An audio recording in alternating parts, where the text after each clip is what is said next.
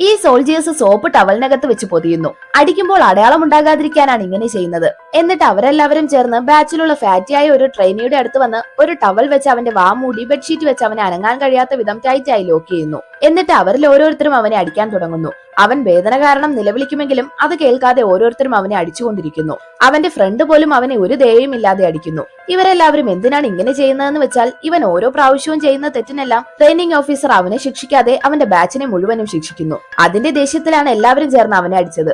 അതിനുശേഷം അവന്റെ മുഖത്തെ ചിരിമായുന്നു. ഷൂട്ടിംഗ് ടെസ്റ്റിൽ അവൻ ഒരു ടാർഗറ്റ് പോലും മിസ് ചെയ്യാതെ ഷൂട്ട് ചെയ്യുന്നു. മാത്രമല്ല ട്രെയിനിങ് ടൈമിൽ ചോദിക്കുന്ന എല്ലാ ചോദ്യങ്ങൾക്കും സിമ്പിളായി മറുപടിയും പറയുന്നു. ട്രെയിനിങ് ഓഫീസർ ഇതെല്ലാം കണ്ട് അവനെ പ്രശംസിക്കുന്നു. അവന്റെ സ്വഭാവം പൂർണ്ണമായി മാറിയിരിക്കുന്നു. ഒരു ദിവസം അവന്റെ ഫ്രണ്ട് അവൻ റൈഫിളിനോട് സംസാരിക്കുന്നത് കാണുന്നു. മാത്രമല്ല അവന്റെ കണ്ണിൽ വ്യത്യസ്തമായ ഒരു ഭാവം തെളിയുന്നു. ട്രെയിനിങ്ങിന് ശേഷം എല്ലാവർക്കും അവരവരുടെ പൊസിഷൻ കൈമാറുന്നു. അവന് ഏറ്റവും ഡേഞ്ചറസ് ആയ പൊസിഷനാണ് കൊടുത്തത്. അവന്റെ ഫ്രണ്ടിന് അത്ര പ്രശ്നമല്ലാത്തൊരു പൊസിഷനാണ് കിട്ടിയത്. അതിൽ അവന് ദേഷ്യം തോന്നുന്നു. അന്ന് രാത്രി അവന്റെ ഫ്രണ്ട് സെക്യൂരിറ്റി ഡ്യൂട്ടി ചെയ്തുകൊണ്ടിരിക്കുമ്പോൾ ടോയ്ലറ്റിൽ നിന്ന് വിചിത്രമായ എന്തോ ശബ്ദം കേൾക്കുന്നു. അവൻ അകത്ത് വന്ന് നോക്കുമ്പോൾ ഇവൻ വിചിത്രമായൊരു ഭാവത്തോടെ ഇരിക്കുന്നു. ഫ്രണ്ട് സംസാരിച്ചുകൊണ്ട് നിൽക്കുമ്പോൾ തന്നെ അവൻ തന്റെ കയ്യിലിരുന്ന റൈഫിൾ ലോഡ് ചെയ്യുന്നു. സിറ്റുവേഷൻ മോശമാണെന്ന് മനസ്സിലാക്കിയ ഫ്രണ്ട് അവനെ ശാന്തനാക്കാൻ ശ്രമിക്കുന്നു. പക്ഷെ അവൻ അതൊന്നും കേൾക്കാതെ ചാടി എണീറ്റ് അവരുടെ ട്രെയിനിങ് സ്റ്റെപ്സ് കാണിക്കാൻ തുടങ്ങുന്നു. അവന്റെ ശബ്ദം കേട്ട് ടീംമേറ്റ്സ് എല്ലാം ഉണരുന്നു. അവരുടെ ട്രെയിനിങ് ഓഫീസറും ശബ്ദം കേട്ട് ടോയ്ലറ്റിലേക്ക് വരുന്നു. അയാൾ എപ്പോഴത്തെയും പോലെ ദേഷ്യത്തിൽ സംസാരിക്കുന്നു. ഉടനെ ഫ്രണ്ട് അവന്റെ കയ്യിൽ ലോഡ് ചെയ്ത റൈഫിൾ ഉണ്ടെന്ന് പറയുന്നു.